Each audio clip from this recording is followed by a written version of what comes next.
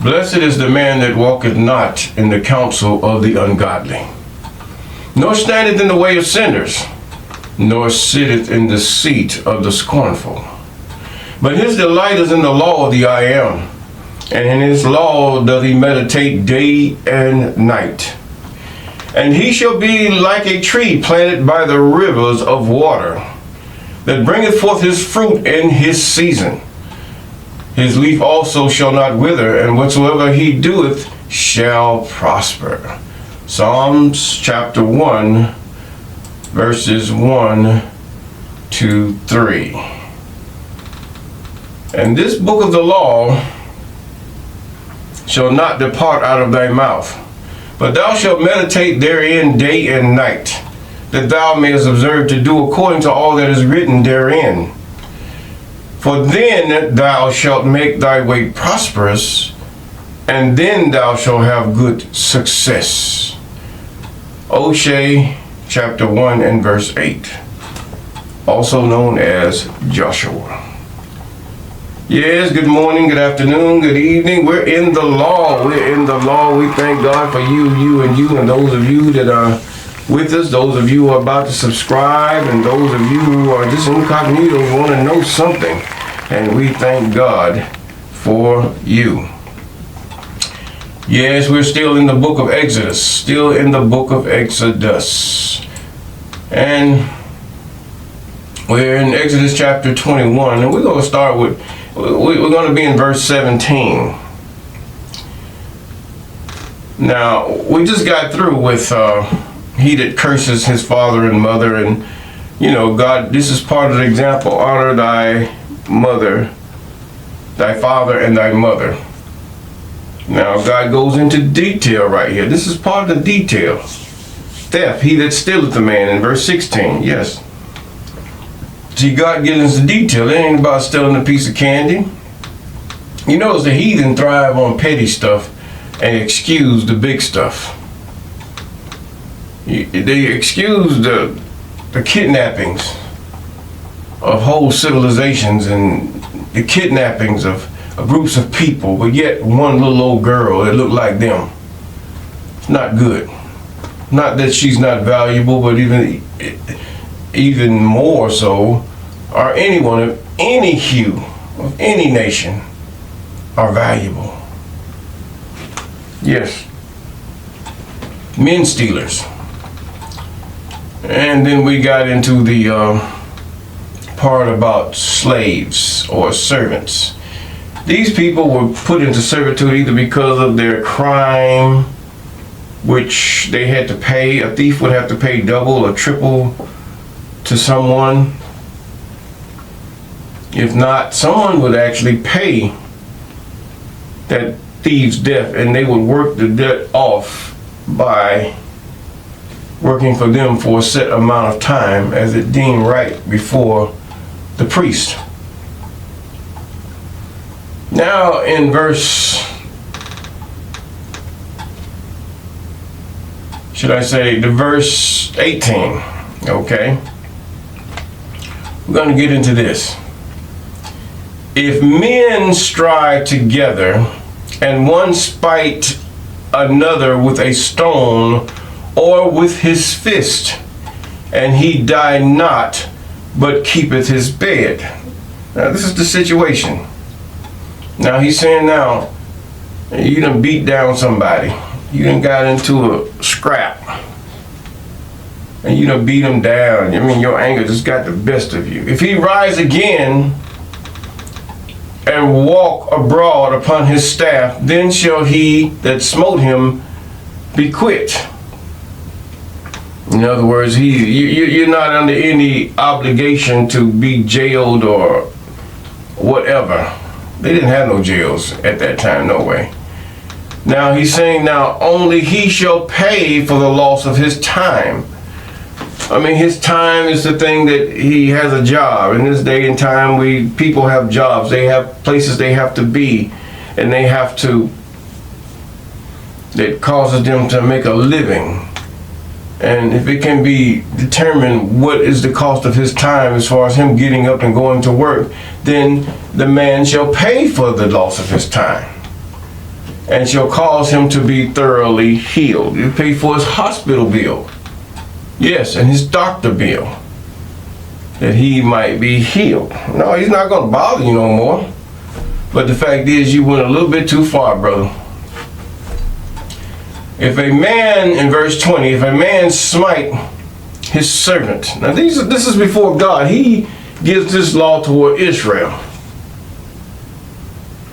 But as you know, there's many laws and places that you have crooked leaders and all this other stuff. The laws don't work so good for the individual or the citizen of that country or that city or that village. Laws don't work too good. But if they go and get to a magistrate and they tell them, or a priest in this situation, he will then rectify, or else the people will come down on this person. And apparently this is a person that has much to lose also. Now, he says, if a man smite his servant or his maid with a rod, and he die under his hand, he shall surely be punished. Now with this, he could have been whipped, beaten, stoned, not to death, but enough. A servant. Now this differs from what the colonizer type slavery. This person was this is sort of like a debtor's or indentured slavery, a debtor's slavery. This is what he's talking about. But a man, and he said he said in verse 20, if a man smite his servant or his maid, and he die under your hand, he shall be surely punished. Now why is this? The person died under their hands. The colonizer didn't die. He wasn't punished for what he did. Not during a certain time period, and then it was vaguely done even after doing Reconstruction. Now, he says, notwithstanding, if he continue a day or two, he shall not be punished, for he is his money. In other words, you paid something for this person. Apparently this person teed you off because they refused to do some kind of work.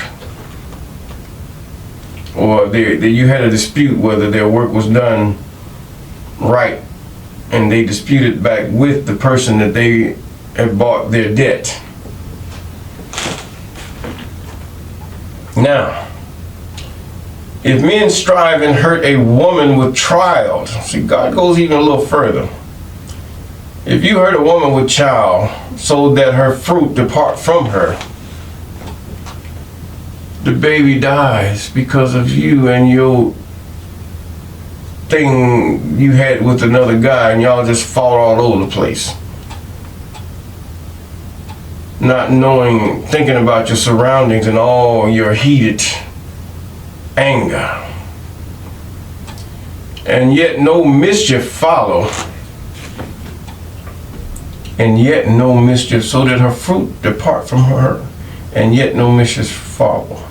In other words, there's nothing against her. He shall be surely punished, according to as a woman husband will lay upon him. Yes, this can be up to death, because that's a life. And he shall pay as the judges determine. And he could also send himself into servanthood or indentured servitude. Now, if any man follow mischief, then thou shalt give life for life. If any mischief follow, then thou shalt give life for life. Eye for eye, tooth for tooth, hand for hand, foot for foot, burning for burning, wound for wound, stripe for stripe. Apparently they knew how to determine whether the baby was still living. I mean, you just listen for a kick or something. I mean, it was simple, really. Now he's saying if any mischief follow, this is not any family member, any child or something, because two men decided they want to fight each other, you're gonna get it done back to you. This is fair. But yet your Easter's and your New Testament, that's not fair. You're supposed to forgive. Why they had you in chains, forgive. Why they threw your babies to alligators, forgive. You a fool. Some people mean you just no good. If a man, in verse 26, if a man smite the eye, see, this is what he's talking about. He's giving it a better definition. Smite his servant or the eye of his maid that it perisheth, he shall let him go free for his eye's sake. He shall let him, the man, if he smite out his manservant's tooth, or his maidservant's tooth, he shall let him go free for his tooth's sake. In other words, whatever you do to smite that person, they will go free because you have taken a part of them away from them through your anger. If an ox gore a man or a woman that they die, then the ox shall surely be stoned, and his flesh shall not be eaten, but the owner of the ox shall be quit. Okay, you're going to kill the ox. Now, he's saying now, it's the same thing as a dog or any other animal that you would have. He just used this as an example. But if the ox were wont to push with his horns in time past, if the owner knew this, that the ox was very, should I say, vicious, or the dog, and it has been testified to his owner that he has not kept him in, but hath killed a man or a woman, the ox shall be stoned, and his owner shall be put to death. In other words, you don't care. That's what it is. You don't care what that ox is worth more to you than human life, or that dog, or that vicious animal. The same thing goes for a dog, and you can understand in some societies a dog is worth more, even in this capitalistic society. It doesn't have to be a colonizer, it could be anyone. That dog is worth more regardless of what that dog did. So if that dog is that way, then not only the owner is a threat to society, the dog is too, so both of them should be deleted. I mean, if you love your dog that much, you can die with your dog. Now, but this is not the way this society works. The dog will be put down, the owner yet to live, although the dog or the animal has deleted many or a few, and the owner knew it. And if a man shall open a pit, he puts here, or if a man shall dig a pit and not cover it up, and an ox or an ass fall therein, the owner of the pit shall make it good, and give money unto the owner, and the dead beast shall be his. Either you're going to kill it or bury it, leave it down there and cover the pit up, or what are you going to do? He's saying, however you cause this to be, then that's it. You're going to pay for it. Same thing if it was a dog or any other beast that someone else should own. But if one man's ox hurt another's that he died, then they shall sell the live ox and divide the money of it, and the dead ox they shall divide. In other words, both of you lose on that one. Now he's saying again, or if it be known that an ox have used to push in time past, and his owner hath not kept him in, he shall surely pay ox for ox, and the dead shall be his own. In other words, you take somebody's chainsaw and you break it. Let's put it that way. You should not only buy him you should buy him a new chainsaw, and you keep the broken chainsaw. This is the way things should be. And it should be that of upright people. This is righteousness before the Most High. This is right. This is the measure of righteousness before God. You could take it and sublimate it to different situations and reason within yourself what is right, what is fair.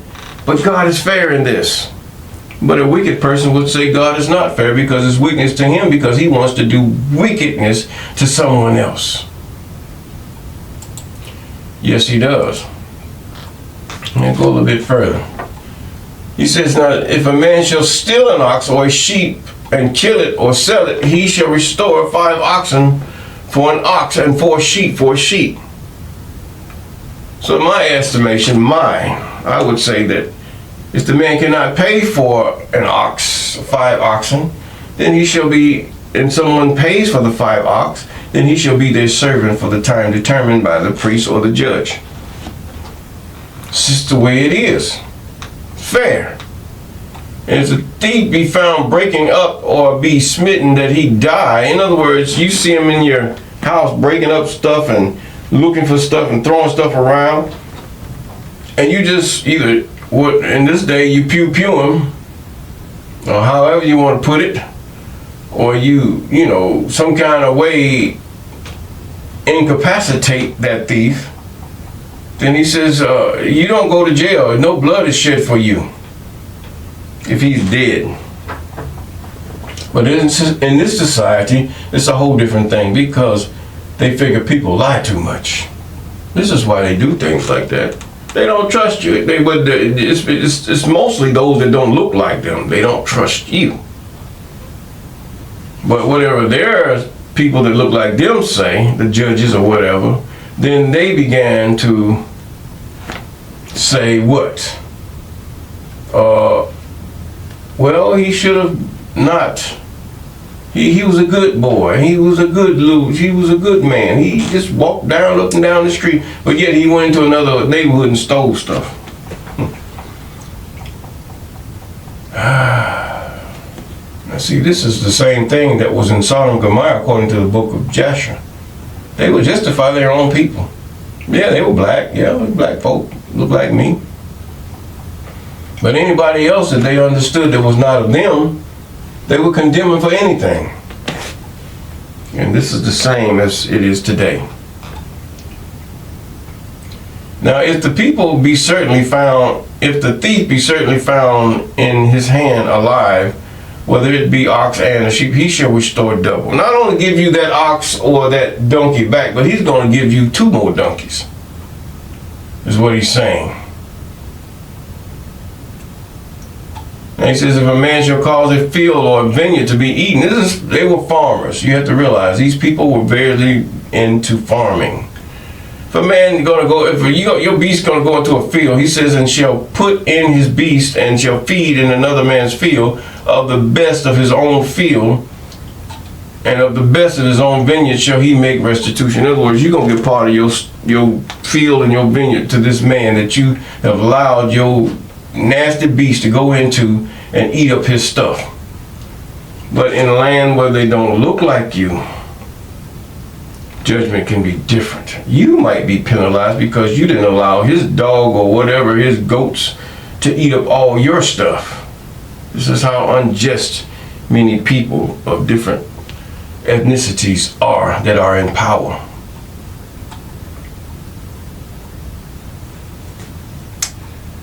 But we're going to leave it at this. Exodus 22 verse 5. But it's just to show you how fair God is. The laws, statutes, and commandments of the Most High are fair. There is nothing bad about this. The reason they didn't have many jails or any jails is because you had to serve someone to work off your debt. This is how it was, and this is how it should be. You call it slavery. See, the heathen will try to make you think that this is worse than the slavery that they have done. When I say heathen, I mean Arabs, I mean Caucasians, and those who were given power over the children of Israel or even another people. Yes. God is fair. And he knows there are wicked people in the earth. This is why he made those laws. These laws are, now what you have is that Christianity have changed the laws. And some of Islam has too. They've made up their own laws. I'm talking about the major religions of the earth. It's in Buddhism, they never had the law.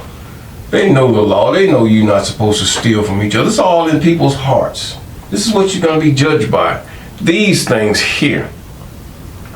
Regardless of whether you pagan. And then there's the last one. The first one is, thou shalt have no other gods before me. So that strikes the rest of them out. Christians, those who follow other things other than what was handed down from Moses, from the Most High. You call him Allah. Some of you call him different other names in your language or whatever. Yes, this is so. And if we do these things that God has prescribed and understand not only his feast days, but how we conduct ourselves toward each other. See, now we don't have anybody to judge us in these things. We can do them and get away with them. Yes, we can. Seriously, even in this society. You can do this stuff and get away with it. They did it all the time. They smitten people, they smitten their servants, they killed, they maimed, they destroyed, and some of everything. And got away with it. Yes, they did. Many of you say, where was God? Legitimately, the land that you were in was your haven, and your ancestors messed it up and they were thrown out of the land. And many of you succumb to the deceptions of those who have colonized or taken over your lands to the point, or they've given you gifts. See, one thing about it, when a leader takes gifts, someone else is in control. If I give a chief of a tribe a gift, and I say, well, I'll give you this gift, but you're going to let me do such and such. This is how a lot of countries in Africa and other places are taken over. Not only Africa, but you got other Arab countries that are taken over too because of these bribes. Australia, they were just flat out done. Tanzania, Tasmania, should I say, totally abolished because they were ugly to the ugly. See, your standard of beauty is never nobody else's standard of beauty. You know, I think that color chart, that skin color chart, you got the white all the way down to dark black at the bottom. That is something. When the majority is black and then white down to the bottom. This man made up this color chart, and many of you still got that color chart. Y'all be ashamed of yourself. Flip that thing upside down. In other words, our complexion is the standard of the world. And many of you so foolish even to bleach your skin. Love who you are. Be who you are. And now it's going to turn around to where they're going to want your skin and your hair. It's already happening. But the thing is that God's laws are fair, and we shall see even more. And with that, we're going to say, if we serve him and do these things that are contained in here, we will have peace.